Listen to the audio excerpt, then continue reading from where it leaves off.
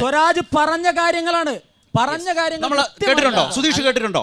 ഈ പറഞ്ഞത് കേട്ടിട്ടുണ്ടോ? ഞാൻ ഒരു വീഡിയോ സെന്റർ തകർന്നത് നിങ്ങൾ കണ്ടിട്ടുണ്ടോ? ഉണ്ടല്ലോ. ബഹുമാനപ്പെട്ട എം സ്വരാജിനെ കുറിച്ച് ഇല്ലാത്തത് പറയേണ്ടി വരുന്നത് തെറ്റായ കാര്യമാണ്.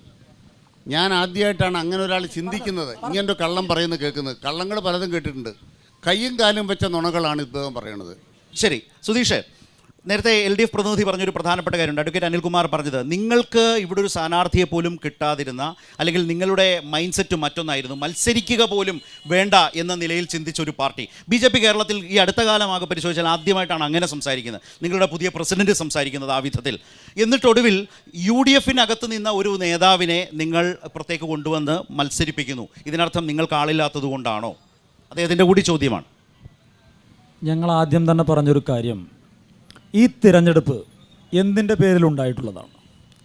ഈ തിരഞ്ഞെടുപ്പ് കമ്മ്യൂണിസ്റ്റ് പാർട്ടി നേതൃത്വം നൽകിയിട്ടുള്ള LDF മുന്നണി മുൻപ് കഴിഞ്ഞ തിരഞ്ഞെടുപ്പിൽ കണ്ടെത്തിയിട്ടുള്ള അൻവർ എന്ന് പറയുന്ന ഒരു സ്ഥാനാർത്ഥി. ആ അൻവർ എവിടെയായിരുന്നു?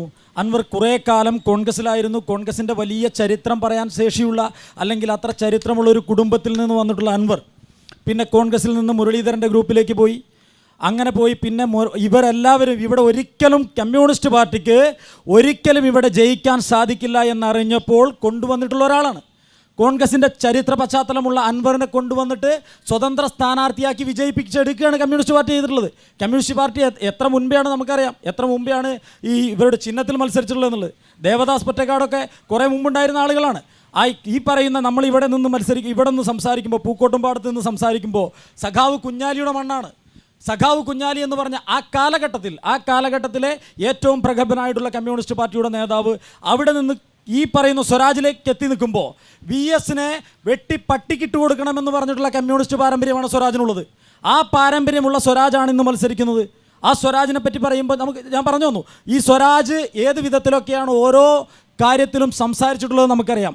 ശബരിമല വിഷയവുമായി ബന്ധപ്പെട്ടപ്പോൾ ഹൈന്ദവ ജനതയുടെ വികാരം വ്രണപ്പെടുത്തുന്ന രീതിയിൽ പലപ്പോഴായി, ഒന്നോ രണ്ടോ പ്രാവശ്യമല്ല, നിരന്തരം ഹൈന്ദവ ജനതയെ അവഹേളിക്കുന്ന നിലപാട് സ്വീകരിച്ചിട്ടുള്ള വ്യക്തിയാണ് സ്വരാജ്.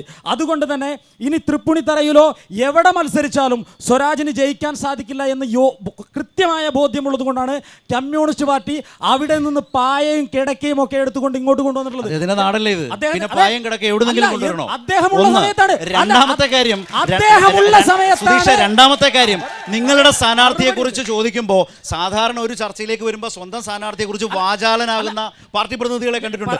ആ ഭാഗം സൈഡാക്കി മാറ്റി വെച്ചിട്ട് അല്ല, ഉറപ്പായും നോ ഇഷ്യൂ. അല്ല, ഞാൻ അതുകൊണ്ട് ചോദിച്ചത്, മോഹൻ ജോർജിനെ കുറിച്ച് ഒരു വാക്കും പറയുന്നില്ല എന്നുള്ളതാണ്. ഈ സ്വരാജ് ഇന്നോ ഇന്നലെ ഇവിടെ ഉണ്ടായിരുന്നില്ലേ? ഇവിടെ ആരൊക്കെ മത്സരിച്ചു? അൻവറിനെ മത്സരിപ്പിച്ച സമയത്ത് സ്വരാജിനെ ഇവിടെ മത്സരിപ്പിക്കേണ്ടിയിരുന്നില്ലേ? ഇവിടെ ഈ കേരളത്തിൽ ഈ നിലമ്പൂരിന്റെ തെരുവീതികളിൽ അങ്ങോളം ഇങ്ങോളം പ്രകടനം നടത്തിയതാരാ?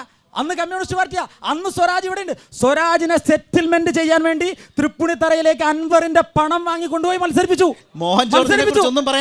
ഞാൻ പറഞ്ഞുതരാം. ഞങ്ങളുടെ സ്ഥാനാർത്ഥി എന്ന് പറഞ്ഞാൽ ഭാരതീയ ജനതാ പാർട്ടി ഈ തെരഞ്ഞെടുപ്പിനെ പറഞ്ഞത്, ഈ നാട്ടിലെ ഞാനും നിങ്ങളും അടങ്ങുന്ന സാധാരണക്കാരായിട്ടുള്ള മണ്ണിൽ അധ്വാനിക്കുന്ന ജനവിഭാഗത്തിന്റെ നികുതി പണം എടുത്തുകൊണ്ട് ഇപ്പോഴൊരു തിരഞ്ഞെടുപ്പ് അനാവശ്യമായി സൃഷ്ടിച്ചതാണ്. ഇത് അടിച്ചേൽപ്പിച്ച തെരഞ്ഞെടുപ്പാണ്. അതുകൊണ്ടാണ് BJP പിന്നിലേക്ക് നിന്ന് ആദ്യഘട്ടത്തിൽ ഈ രീതിയിൽ സംസാരിച്ചിട്ടുള്ളത്. പിന്നെ ഈ പറയുന്ന ആള് മോശമല്ല. ഈ പറയുന്ന ആള് 40 വർഷത്തെ രാഷ്ട്രീയ പാരമ്പര്യമുള്ള ആളാണ്. മാർത്തോമാ സഭയിൽ നിന്ന് സഭയുമായി ബന്ധപ്പെട്ടുകൊണ്ട് പ്രവർത്തിച്ചിട്ടുള്ള ആളാണ്. അദ്ദേഹം ശക്തനായിട്ടുള്ളൊരു മലയോര കർഷകനാണ്. ബഹുമാനപ്പെട്ട എം സ്വരാജിനെ കുറിച്ച് ഇല്ലാത്തത് പറയേണ്ടി വരുന്നത് തെറ്റായ കാര്യമാണ്. ഞാൻ ആദ്യമായിട്ടാണ് അങ്ങനെ ഒരാൾ ചിന്തിക്കുന്നത്, ഇങ്ങനൊരു കള്ളം പറയുന്നത് കേൾക്കുന്നത്. കള്ളങ്ങൾ പലതും കേട്ടിട്ടുണ്ട്. കയ്യും കാലും വെച്ച നുണകളാണ് ഇദ്ദേഹം പറയുന്നത്.